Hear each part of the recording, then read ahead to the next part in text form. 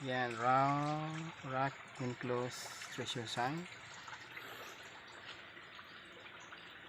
Bato na ginawa ng kanal.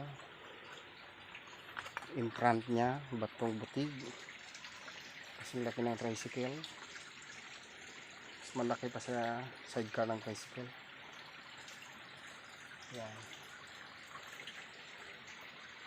Tapos yung bato na letter D.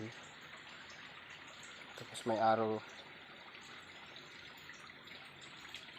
pointing there.